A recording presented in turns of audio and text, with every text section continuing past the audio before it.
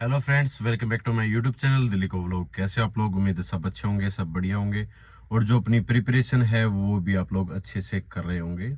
अभी जो recent exam होने वाला है, सबसे जो बड़ा एग्जाम होगा वो होगा आपका आरपीएफ सब इंस्पेक्टर का, और उसके बाद आरपीएफ कांस्टेबल के जो एग्जाम है वो चलने वाले हैं।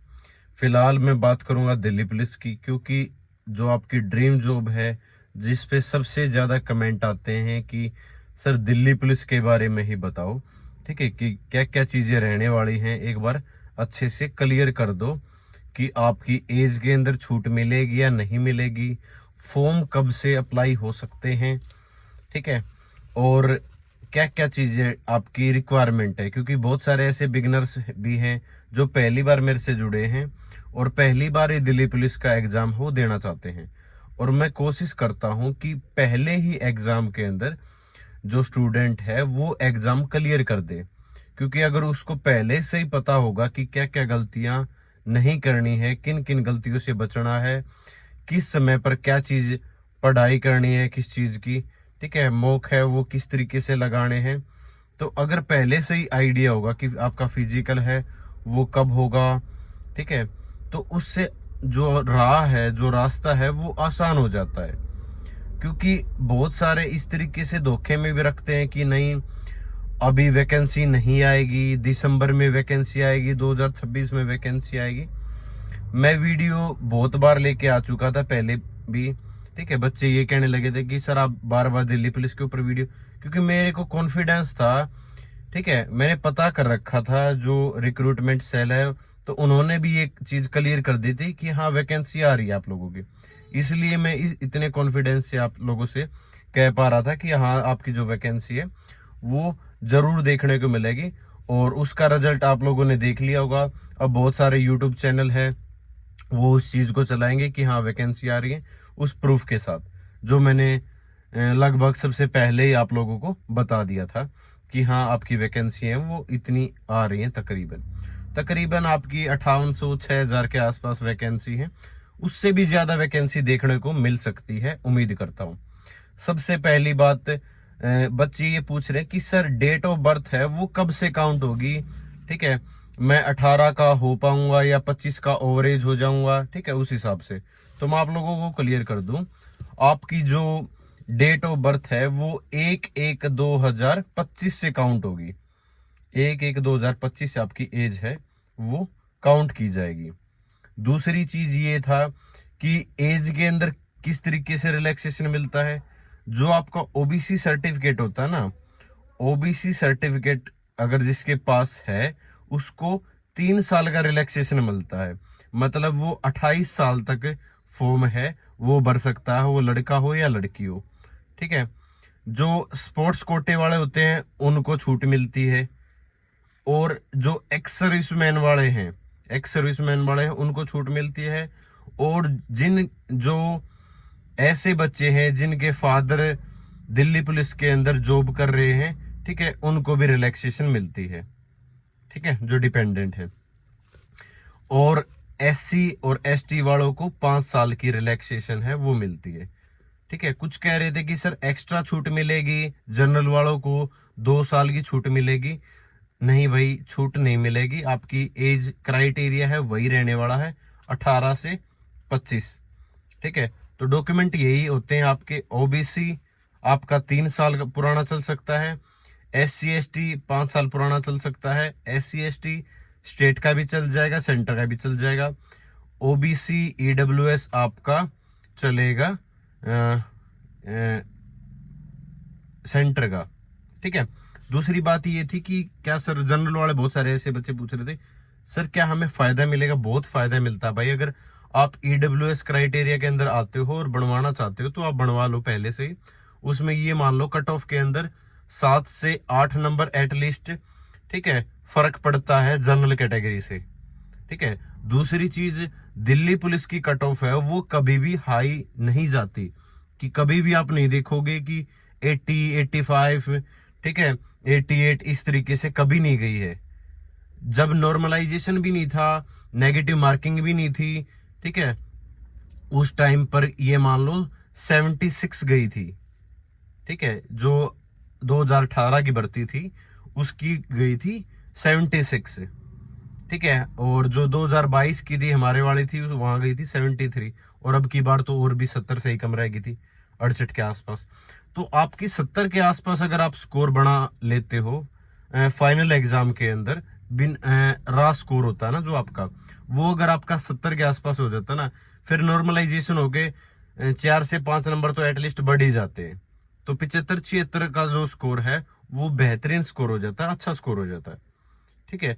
तो अगर आपको 75 या 76 या 75 अगर स्कोर करना है ना, तो सबसे मेन पोर्शन होता है आपका जीएस का, क्योंकि मैथ 15 नंबर की आती है। 15 में से आप अगर मोटा ठीक ठाक सा भी अगर आपका मैथ होगा ना, कि अगर आप ठीक ठाक सा मैथ कर लेते हो तो आप 6 क्वेश्चन 7 क्वेश्चन आसानी से कर जाओगे, ठीक है। और अगर आपने अच्छे से पढ़ रखा तो आप 15 में से 15 भी ले जाओगे, उसमें कोई दो राय नहीं है। रीजनिंग भी ज्यादा टफ नहीं पूछी जाती एसएससी के द्वारा। प्रीवियस ईयर आप अगर करके जाओगे तो आप 25 में से 23 24, ठीक है, इवन 25 भी कर जाओगे। तो आपका स्कोर यहाँ तो बैलेंस हो जाता है। सबसे कम स्कोर किस में रहता है? जीएस के अंदर, क्योंकि जीएस वाला पोर्शन ना थोड़ा सा ज्यादा हो जाता है, क्योंकि उसका एक पर्टिकुलर सिलेबस हम नहीं कह के मान के चल सकते, क्योंकि उसमें सारी चीजें वो कवर करनी पड़ती है। एक तो आपके पास ना ल्यूसेंट होनी चाहिए। ल्यूसेंट भाई कम से कम ये मान लो एग्जाम तक आप 4 से 5 बार तो एटलीस्ट रिवाइज करो। जब आप ल्यूसेंट को पढ़ोगे ना तो आपको ये लगेगा कि हाँ बहुत लेंथी है, लेकिन दोबारा तीसरी बार चौथी बार इस तरीके से आप पढ़ते जाओगे ना, उसका कंटेंट है, ठीक है, वो मिनिमाइज होता जाएगा, कम होता रहेगा, ठीक है। उसके साथ साथ आप स्टैटिक जीके की बुक आपके पास होनी चाहिए। एएसओ पब्लिकेशन की रिकमेंड करता हूं मैं। एएसओ पब्लिकेशन की आप बुक है वो ले सकते हो स्टैटिक जीके की। और उन दोनों को जब कंबाइन करके पढ़ोगे ना, ठीक है, बहुत सारे टॉपिक हैं वो आपके जो मेन टॉपिक हैं वो आपके लगभग कवर हो जाएंगे। जहां से आपको ये होता है कि ये क्वेश्चन कहाँ से आ गया, वो स्टैटिक जीके से आपको देखने को मिल जाएगा।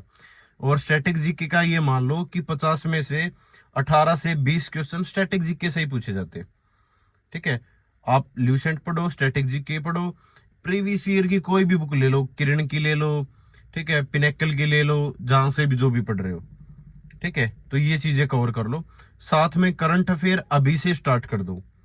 करंट अफेयर अगर आप अभी से स्टार्ट करोगे तो आपका जो सिलेबस है वो लगभग अच्छे से कवर हो जाएगा, आप पकड़ में आ जाओगे जीएस वाला पोर्शन। अगर जीएस में आप ये मान के चलो 30 नंबर ले आए ना, 30 नंबर 35 नंबर, तो आपका ओवरऑल जो स्कोर है दिल्ली पुलिस के अंदर वो अच्छा हो जाएगा, बेहतरीन हो जाएगा, आपका सिलेक्शन है वो हो जाएगा, ठीक है। तो थोड़ी सी जीएस के ऊपर पकड़ बनानी स्टार्ट कर दो अभी से, क्योंकि एग्जाम का कुछ नहीं पता भाई, ठीक है। कुछ नहीं पता का मतलब ये है कि जैसे पिछली बार हुआ था कि एकदम से फॉर्म आ गए, उसके जस्ट 1 महीने बाद आपका रिटन एग्जाम हो गया, 1 महीने बाद आपका फिजिकल होगा। तो अब की बार, ठीक है, ऐसा नहीं होने देना है कि मैं इस वजह से रह गया, मेरे को पता ही नहीं था, इतनी जल्दी एग्जाम करवा लिया जाएगा या इतनी जल्दी फिजिकल करवा लिया जाएगा, ठीक है, मेरे को इस चीज का आइडिया नहीं। तो कोई भी ऐसा पॉइंट हमने नहीं रखना है जिसकी वजह से हमारा सिलेक्शन है वो रह जाए। मतलब आप थोड़ा बहुत फिजिकल भी कर सकते हो, आप रनिंग भी कर सकते हो, ठीक है, और आप अपनी जो पढ़ाई है वो भी कंटिन्यू रख सकते हो। दूसरा, अपने डॉक्यूमेंट, ड्राइविंग लाइसेंस वगैरह सारी चीजें ओके करके रखो, ठीक है। तो आपकी जल्द ही वैकेंसी देखने को मिलेगी। ये मान लो मार्च के आसपास आपकी वैकेंसी है वो आ जाएगी, ठीक है। और मई के आसपास आपका रिटन एग्जाम है वो कंडक्ट करवा लिया जाएगा। उससे पहले भी हो सकता है, तो मई, तो मान के चलो मई से पहले भी हो सकता है आपका रिटन एग्जाम, ठीक है। तो उस चीज की प्रिपरेशन में लग जाओ। बाकी जो आरपीएफ कांस्टेबल की प्रिपरेशन करने लग रहा है ना, तो उसको जरूरत है नहीं, क्योंकि जीएस भी पढ़ रहा है, वो मैथ भी पढ़ रहा है, रीजनिंग भी कवर हो रही है उसकी। तो आरपीएफ जो कांस्टेबल की प्रिपरेशन कर रहा है उसकी ऑटोमेटिक दिल्ली पुलिस की जो प्रिपरेशन है वो हो जाती है, उसको और एक्स्ट्रा एफर्ट लगाने की जरूरत है नहीं, ठीक है। तो मेरी तरफ से मतलब आपको डे बाय डे अपडेट मिलती रहेगी, जिस हिसाब से आप कहोगे उस हिसाब से हम चलेंगे। आपका सिलेक्शन है वो अब की बार क्लियर करवाना है, ठीक है, कि सबसे ज्यादा सिलेक्शन मैं चाहता हूं कि मेरे यूट्यूब चैनल से जाए, कि आप लास्ट में लिखो कि हाँ सर दिल्ली को व्लॉग से हमने चीजें ली थी, हमने वहां से गाइडेंस है वो प्राप्त की थी और हमारा जो सिलेक्शन है वो हो गया। दूसरा कंप्यूटर के बारे में पूछ रहे तो लास्ट एग्जाम वाले सर हैं, ठीक है, सैनी सर, वो अच्छा पढ़ाते हैं भाई, ठीक है, वो मोहन सर है, वो अच्छा पढ़ाते हैं। तो वहां से आप कंप्यूटर की क्लासेस है वो बुक परचेज करना हो बुक परचेज कर सकते हो, और वहां से अगर आपने कंटेंट देखना तो कंटेंट भी देख सकते हो, ठीक है। तो आपकी वैकेंसी है वो आ रही है, एज में भाई छूट नहीं मिलेगी, ठीक है। और दूसरी बात, मैंने वो जो सबसे ज्यादा क्वेश्चन था कि सर डेट कब से काउंट होगी, तो 1/1/2025 से आपकी काउंट होगी। डॉक्यूमेंट बता दिए मैंने, बुक बता दी। अब अगर मैथ के बारे में पूछोगे तो भाई अगर आपको कोर्स परचेज करना, कोर्स परचेज कर लो, अभी टाइम है, ठीक है। मतलब किसी का भी अगर कोर्स बेसिक मत परचेज करो, लेकिन टॉपिक वाइज अपना जो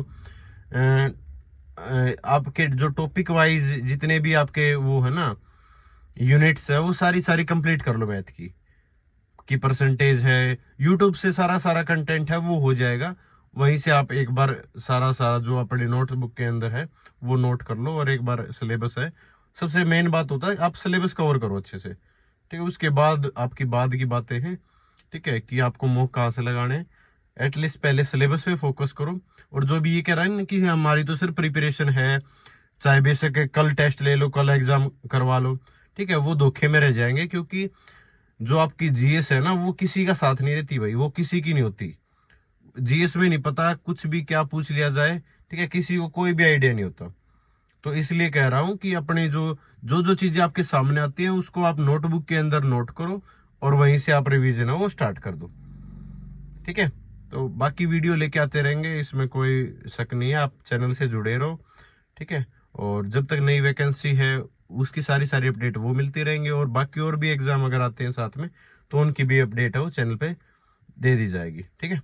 तो थैंक यू सो मच, जय हिंद, सभी को नमस्कार।